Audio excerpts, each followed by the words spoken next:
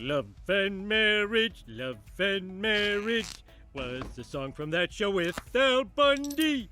Now he's on Modern Family. Remember when Fox premiered a show that took over American TV by doing everything a family sitcom wasn't supposed to do?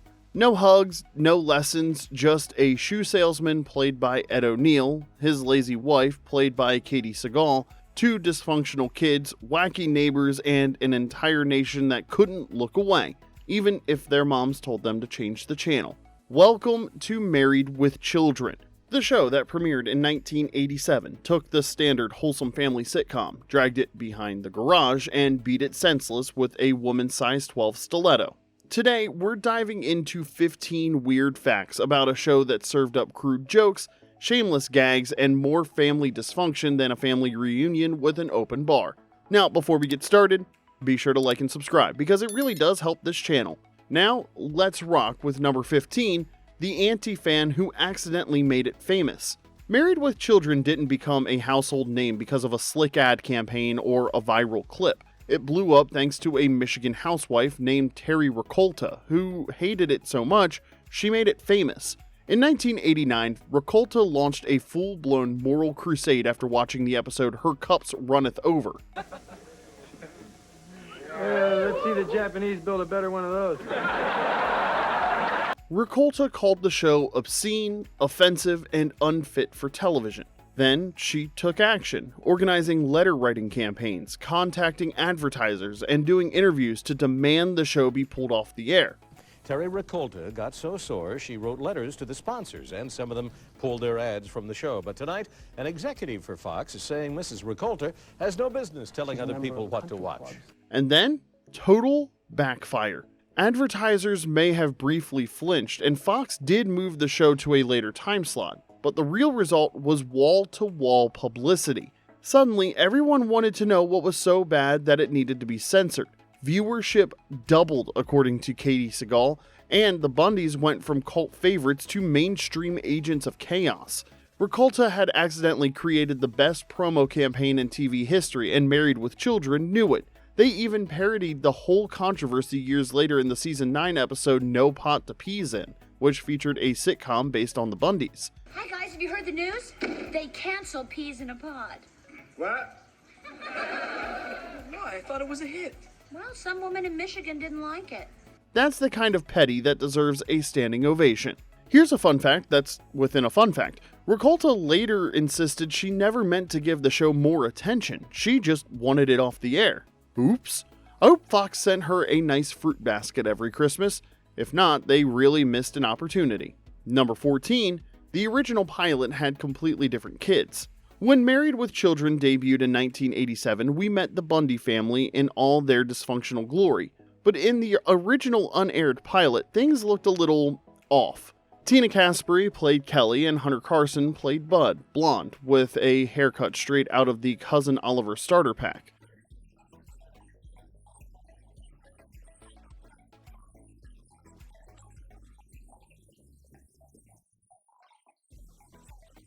So, why the switch? Well, according to producers and Ed O'Neill himself, the chemistry between the original kids and the parents just didn't click. The jokes weren't landing, the energy was off, and frankly, brunette Kelly looked more like a sarcastic babysitter than a teenage airhead. The showrunners quickly recast both roles, bringing in Christina Applegate and David Faustino, whose chemistry with the rest of the cast was immediate. Applegate nailed the ditzy charm, and Faustino brought just the right amount of sleaze to make Bud lovably pathetic. I guess I'm the man of the house now, eh, folks? It was the perfect swap that helped launch a TV classic, and unless you've seen the bootleg pilot online, the original Bundy kids remain a sitcom footnote with very unfortunate hair. Number 13, Al's Polk High jersey was based on Ed O'Neill's real life. How you feeling, Al? Feel good. Feel strong. Nothing can stop me today. Oh, Al! Feel bad. Feel weak. That legendary Polk High jersey wasn't just a prop, it was a nod to Ed O'Neill's actual football career. Yeah, before he became America's favorite shoe-selling burnout, O'Neill was the real deal on the field. He played at Ursuline High School in Youngstown, Ohio, earned a football scholarship to Ohio University, and even got signed by the Pittsburgh Steelers. Sure, he got cut during training camp, but still, that's a better stat than selling one pair of heels in a week. So when Al Bundy ranted about scoring 4 touchdowns in a single game, it wasn't pulled out of thin air. O'Neal actually knew what it felt like to be a high school hero. The irony was his real athletic career was more impressive than Al's fictional one, but somehow playing a guy who peaked in 1971 made him more famous than anything he did in cleats. I played high school football. 4 touchdowns in one game. And if you thought that was impressive, O'Neal didn't stop with football. In 2007, after over 15 years of training, he earned a black belt in Brazilian Jiu-Jitsu. That's right, the guy best known for scratching himself on the couch could probably choke you out in 30 seconds. He once said playing Al Bundy was the best and worst thing that ever happened to him. The best thing was because it made him a star, but the worst, well, because people still yell 4 touchdowns at him in grocery stores. Number 12, Bud's rap career was embarrassingly real. David Faustino didn't just play a wannabe rapper on TV, he actually was one. In the early 90s, he released a full hip-hop album under the name D. Lil because apparently playing Bud Bundy wasn't quite enough public humiliation for one lifetime. Here I come, here I come, here I come. Straight down to business, now you know I just begun. I come with beats, I come with knowledge, not the gun. That was something. Anyway, the album, called Ballistics, featured tracks like I Told Ya and You Know What's Up. Spoiler alert, it didn't go platinum, gold, or aluminum foil. Let's just say it hit the bargain bin faster than one of Peg's casseroles hit the garbage disposal. But Faustino didn't stop there. He also co-founded a real nightclub on the Sunset Strip, also called Ballistics, which became a legit part of LA's early 1990s hip-hop scene. So while the album flopped, the hustle was real, and yes, his off-screen rap ambitions directly inspired Grandmaster B, Bud's delusional rapper alter ego on the show. So when you saw him in a backwards cap and sunglasses indoors, that was art imitating life, painfully. As of now, my story is I'm a bad boy rapper from the streets of New York. Goodbye, Bud Bundy. Hello, Grandmaster B. To Faustino's credit, he went all in, and while Ballistics didn't top the charts, it's earned a kind of cult following, especially among fans who love deep cuts from the Bundy verse and appreciate Faustino's, let's say, unique career choices. Number 11, Peg's hair was fake and fabulous. Remember Peg Bundy's gravity-defying red bouffant? That wasn't Katie Seagal's real hair, it was a wig, and not just any wig. We're talking high maintenance, high volume, and high enough to get its own zip code. Well, look! My little man is getting his first kiss! Early on, Seagal actually styled her own hair for the role. But once Married with Children became a hit, the producers upgraded her to a full-on custom wig, turning Peg's look into the trash glam icon we all know. Think cartoon housewife meets 1960s cocktail lounge on a budget. The wig wasn't just a fashion statement. For Seagal, it was a disguise. She didn't want to be recognized off-screen, especially since she was still pursuing a music career and wasn't sure how long the show would last. So slipping on the wig was like stepping into costume and into character. Over time, Peg's look sort of evolved. The wig got a little sleeker in later seasons, but it never lost that signature bouffant. After all, you don't tone down perfection, you just tease it slightly less. Seagal has since joked that Peg's entire look, with the wig, heels, leggings, and everything, was basically drag, and honestly, she's not wrong. No one commits to doing nothing all day in 4-inch heels and a red tower of hair quite like Peg Bundy. Number 10, Katie Seagal was a rock star. No, seriously. Peg Bundy may have looked like she got dressed at a leopard print fire sale, but the woman behind her had legit rock star credentials. If you listen to my pounding heart, like the ringing of a bell. Before Katie Seagal ever became TV's most gloriously lazy housewife, she was a backup singer for some of the biggest names in music. We're talking Bob Dylan, Etta James, Tanya Tucker, Olivia Newton-John, Gene Simmons, and even Debbie Harry. She also performed with Bette Midler's Harlettes because, of course she did. She wasn't just in the background either. Seagal released her own solo albums, including Well in 1994 and Room in 2004, and even dropped a covers album in 2013.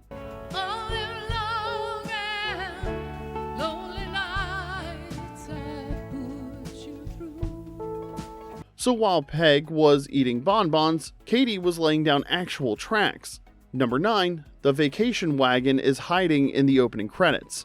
The next time you watch the Married with Children Season 1 intro, keep an eye on that traffic shot. If you look closely, you'll spot the Wagon Queen family truckster from National Lampoon's Vacation. Yeah, that's Clark Griswold's hideous pea green station wagon cruising down the interstate. Turns out the aerial traffic footage in the opening credits wasn't shot for the show, it was pulled directly from the movie Vacation. That means the Bundys and the Griswolds technically share a universe which feels weirdly perfect. One was a middle-class family limping toward disaster on a road trip, and the other was a middle-class family limping through daily life. Honestly, if you swapped Clark and Al for one episode, would anyone really notice? Number 8. The show single-handedly created Fox's bad boy reputation. Before Married with Children, Fox was just another startup network with no identity and even less respect. After the Bundys, they were the TV rebels, proudly airing what the big three networks wouldn't dare touch. When Married with Children premiered in 1987 alongside The Tracy Ullman Show, it became Fox's very first primetime sitcom, and with one hand down Al's pants, it flipped off every wholesome family comedy that came before it. Bud, Kelly, Steve, Marcy, Luke. Suddenly, Fox had a brand, crude, chaotic, and completely unapologetic. Without the Bundys leading the way, we might never have gotten The Simpsons, Family Guy, or any of the shows about terrible people behaving terribly. Al Bundy crawled so Peter Griffin could fall down the stairs. Fox execs knew they couldn't beat ABC, NBC, or CBS by playing it safe, so they went nuclear instead, and it worked. America didn't want more family-solving problems with hugs and heart-to-hearts.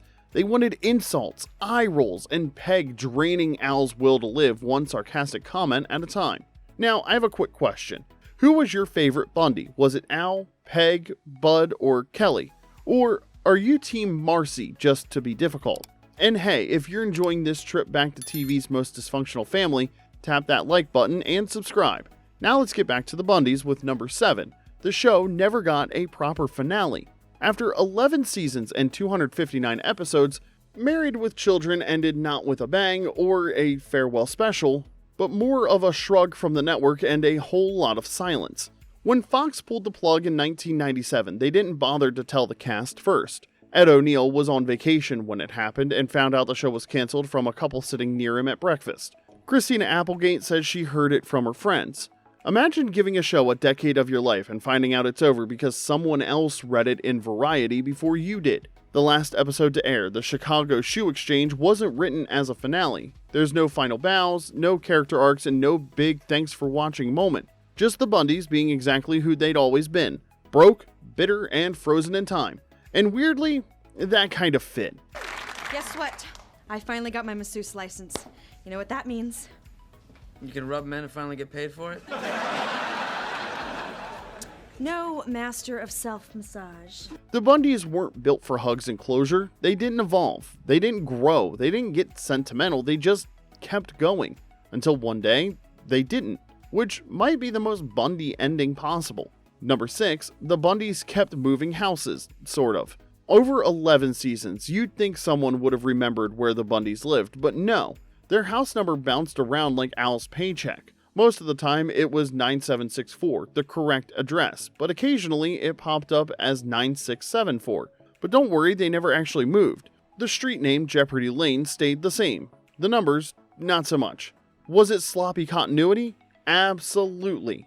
Or maybe the Bundys were constantly getting evicted and just kept moving into identical houses on Jeopardy Lane like it was some kind of suburban glitch in the Matrix. And let's be real, this was late 80s sitcom writing. Continuity was more of a suggestion. As long as Al had his hand in his pants and Peg was dodging chores. The worst day of my life. Lugging and scrubbing, pushing and pulling, dragging and hauling, washing and wiping. The writers figured nobody was checking the mail. So if you tried to send the Bundys a letter, good luck. The only thing less reliable than their address was their parenting. Number 5, the Bundys tried to launch a TV universe and it didn't go well.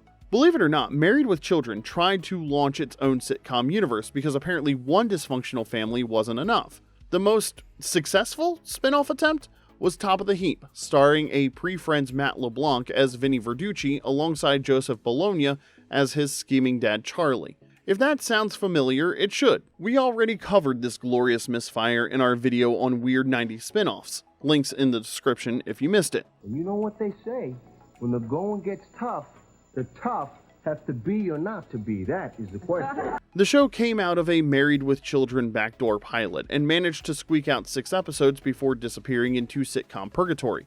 Bud and Kelly Bundy popped in as minor side characters, but the full Bundy family never appeared together. Probably for the best, since they would have stolen the spotlight anyway. And yes, there were 2 other spin-off attempts. Vinny and Bobby, a follow-up vehicle for Matt LeBlanc that somehow made Top of the Heap look like a hit, and Radio Free Tremaine, a college-based backdoor pilot featuring Bud Bundy that never made it to series. Turns out you can't just copy and paste Bundy energy onto other characters. It only worked once, and his name was Al. Number 4, the Bundys crossed the pond and sank. At some point, someone working in British television saw Married with Children and thought, yeah, you know what, we could do that too. And thus, Married for Life was born. A remake of the Bundy saga, complete with an English setting, recycled jokes, and cooler accents. It starred Russ Abbott as Ted Butler, the British version of Al Bundy, and Susan Kidd as Pam, his equally underwhelmed wife. The Kelly and Bud stand-ins, Nikki and Lee, were played by Lucy Blakely and Peter England, and yes, that is his real name. Let's face it, if a thing's ugly, you don't light it up.